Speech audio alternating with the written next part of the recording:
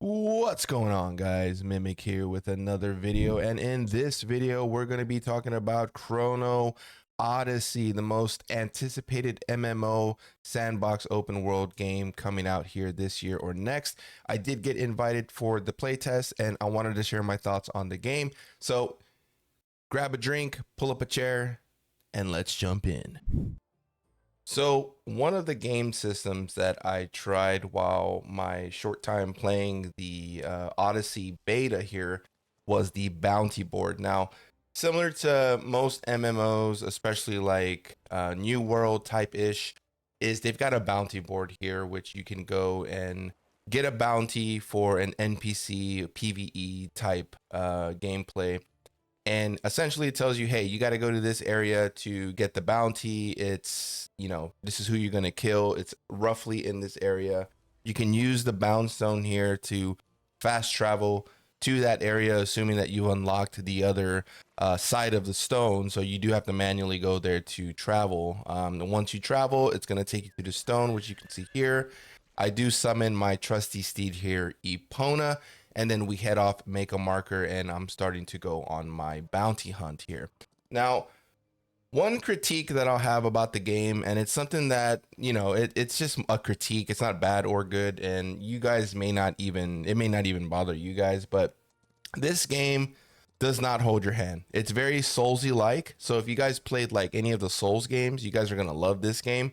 It tells you kind of the general area where to go, and even though the number does kind of show you where the mob is going to be, there's really no navigational tips or help to let you know where to go and how to get there. You can see I struggled here a little bit to kind of find my way. I had to go left and right and up and down and try to figure out where I needed to go to get the bounty. So that can be a little frustrating to maybe some newer players who aren't used to this type of game. So just a critique I wanted to show there. Eventually, a few minutes later, I do find my way up this hill. So 2 hours later, find my way up the hill. There's an activate lever that I've got to hit here. Once you hit the lever, it's going to open up the chamber where you go down and then you fight your bounty. Of course, there's no tool tips. There's nothing telling you got to do this. You just got to kind of figure it out. So one critique would be that there's really no indicators. It's more of a hardcore experience, and it may not be for everybody. Some people may like it, some people may not like it. So it's just something that I picked up on, and something that I wanted to point out is it's very Soulsy like type gameplay. It does play a lot like New World. You can see some of the combat here does look pretty cool. I do like blocking animation, like you get that real crisp blocking sound, like you blocked. You do take some damage when you block, but not all the damage gets through. And then of course you can synergize your builds. I've got sword and shield here, and then I've got dual daggers as well as a swordsman. So when I want to do big DPS, I go my daggers, and then when I'm trying to stun him or maybe kite a little bit, I can use my sword and shield to kind of soak up some damage, wait for cooldowns, and then re-engage on my daggers. Another thing here on the beta, I needed to grab something from him to go turn it in, and it wouldn't let me. I tried 2 different times to reset him, and it wouldn't let me. It's just a beta, just something I wanted to point out there. So it's a little frustrating there. Now, another thing that I got to test that I wanted to make sure was the warehouse and the crafting systems. I'm level 12 here in this gameplay, and essentially all this gear, all these items, all this material, I already have all this stuff, and I'm only level 12. So the game is not going to keep you with like items. It does allow you to get the things that you need so that you can progress, which is a good thing. Tons of items, equipment, resources, everything you're going to need to craft the items that you need, craft the foods, craft your elixirs, your mana pots, your health pots, things like that. And of course, just like any typical MMO type crafting, it's nothing too complex. It's tiered items. So, you've got your gray items, you've got your green items, your blue items, your purple items, and then of course your legendary items, which are gold. So each tier needs a specific type of item. You can farm each item based on what tier you're at so that you can craft your gear. So if you're green, you need to go craft green. You need to go gather green items, and so on and so forth. So pretty basic there, nothing too crazy on the crafting. Now, this is why I think most people quit too early or don't give the game a full chance, and why I think the game is getting a lot of negative reviews. It is a very, very hardcore experience. There's no hand holding, and it's very Souls like combat and difficulty. So, the game is going to put mobs in front of you that you're not necessarily ready for. Okay? These mobs are going to hit you, they're going to kill you, you're going to have a bad time, you're going to be under geared, under leveled, and you're not really going to have, outside the quests, you're not really going to have any information on where to go for gear and what to do to max your character level really quickly. The game kind of just throws you in and lets you figure it out. And unfortunately, for a lot of the people that are playing MMOs nowadays, they like the hand holding. They like the game to like feed them everything. They want to have an easy experience. And with this game, that's not the case. You're gonna die a lot. Again, it's like Soulsy. You're gonna die. The bosses, the mini bosses, are challenging. They're not easy, but if you stick with it, and you can get a group of your friends or maybe some randoms. In this case, I think I'm fighting the dragon here with a random. If you're persistent, even if you're under leveled and under geared, and you're doing your dodging mechanics and you're doing your evade mechanics and blocking mechanics, you can kill the mobs. And I'm telling you right now, when you kill a field boss or a mini boss, it feels really, really good. I tried killing this dragon like 4 or 5 times. I died many times. I only recorded me dying once, but trust me, I died a lot more than that. And killing him was a great feeling. And of course, when you kill these mobs, they do drop items that you need so that you can tap your gear to higher levels, and you can imbue your gear with different passives and different mechanics that your gear can kind of evolve based on, the different sets of passives that your gear can get. So killing these mobs is a definite need to, and I feel like that's why a lot of people quit, because it's just not easy. Moving on here, shout out to my friend Jason. He was part of my guild on Throne and Liberty. He took me to my very first mini dungeon. That's Jason there. Shout out Jason. This is the first time that I do a mini dungeon. Before this, I was a solo player, kind of just doing solo things. But when I started playing with Jason, he was like, "Hey, let's go do this mini dungeon. You can go and farm some gear here." So the smaller dungeons is pretty cool because you get group play. You're gonna get experience, and you're gonna get gear, and then you're gonna farm these jewels. Now the jewels are really cool because you use those to actually enchant your gear.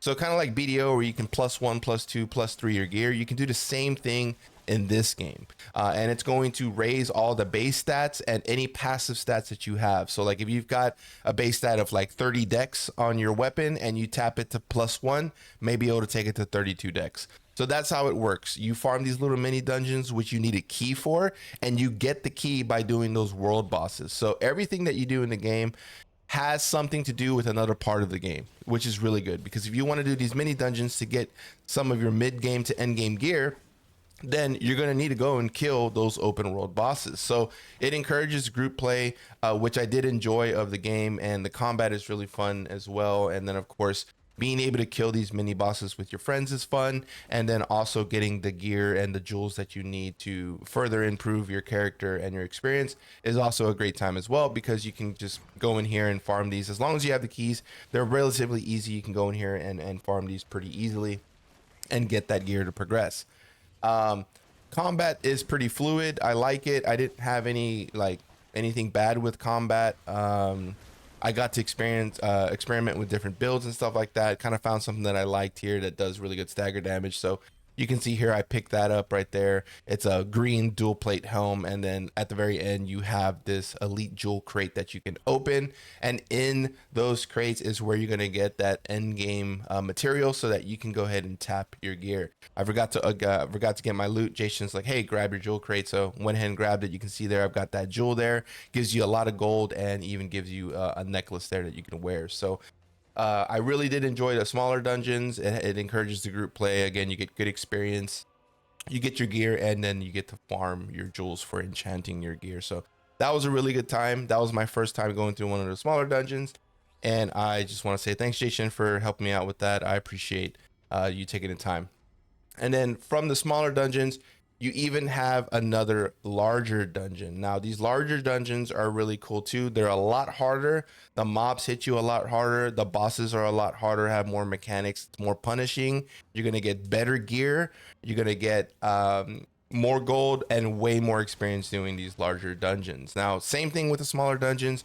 You do need to have a key for the larger dungeon. So, you know, you can't just keep farming these over and over and over again. You do have to have the keys, but the good thing is if you have a group of friends that are going in here, one guy can use his keys, then the second guy can use his keys, and then the third guy, and so on and so forth. So I believe this is a 3-man dungeon, but we're doing it with 2-man because we're a little beefy. I think at this time I'm level 16 or 15, and we're just going and killing one of the mini bosses in the dungeon. I think in this dungeon there's 2 or 3 bosses.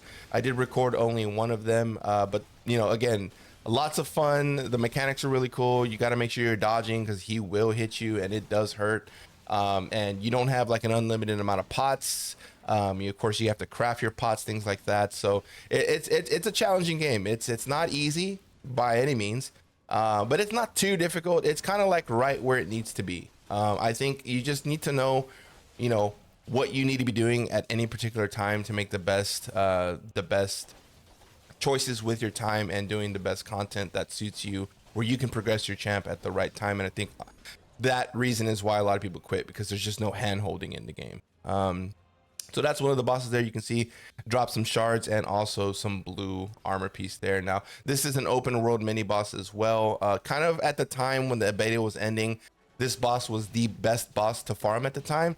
So a lot of people were kind of in this area waiting for this boss to spawn. He has a relatively short spawning time. I would say maybe 2 to 5 minutes every time you kill him.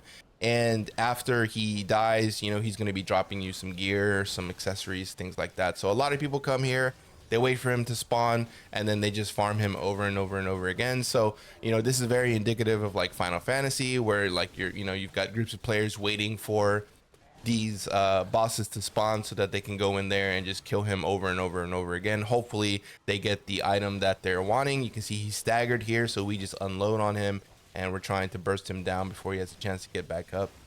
And then it's again, it encourages PvE group play with randoms. It's not easy. You cannot solo this boss, in my opinion, by yourself, at least at the level that we were at. And then once he dies there, you can see you can pick up some weapons and armor there. He drops a key, so that's that key that I was talking about. You want to be doing that content for sure. So, you know, beta test, I got to level 17. I got mostly all blue items, blue weapons, armors, mostly all purple accessories, bunch of gear. I did a lot of the crafting. I looked at all of the mechanics of the builds. I tried different builds. I tried tapping my gear, trying different gear sets, different builds, and I really got to enjoy the game and play it for the most part up to level 17. So my final review of the game, I'm going to say in the state that it's in now, I would say a solid 7.4. The game is pretty good. It's got a ways to go, but I wanted to just let you guys know, you know, about the game and see if it's something that you guys would enjoy playing. Will I be playing the game when it launches? I'm not sure just yet. I will be playing the next beta test and we'll be releasing more videos on that. It is a good game. There's a lot that has to be done to it. It's not close to being done. It's not polished yet, but I did enjoy my time playing it. And I think if you guys like Souls games and you guys like New World and our MMO players, you guys should just give it a try. Next beta test, try it. See if you guys like it. There's a lot of hate on this game on YouTube, and I'm really not too sure why. I think a lot of people just had high hopes about it, and maybe it's not the game they thought was going to be coming out. But you know what? Don't knock it until you try it. Download the game, try it, play it to at least level 15 to give you guys enough time to actually get in and enjoy the game. And then you guys can critique it and see if it's the game for you. I hope you guys liked the video, and I hope you guys like my outtake on it. If you guys liked the video, be sure to smash that like button. Helps me out. Give me a comment in the comment section. Let me know if you guys played it or enjoyed it, or give me any critiques on the video. And if you guys want to see more videos like this in the future, all you got to do is hit that sub button. I appreciate it so much. Thank you all for all support. I'm going to be dropping more videos like this in the future. And I don't know if I'll be playing this game, honestly. I guess we're just going to have to wait and see, and only time will tell. Thanks for watching, guys. Peace.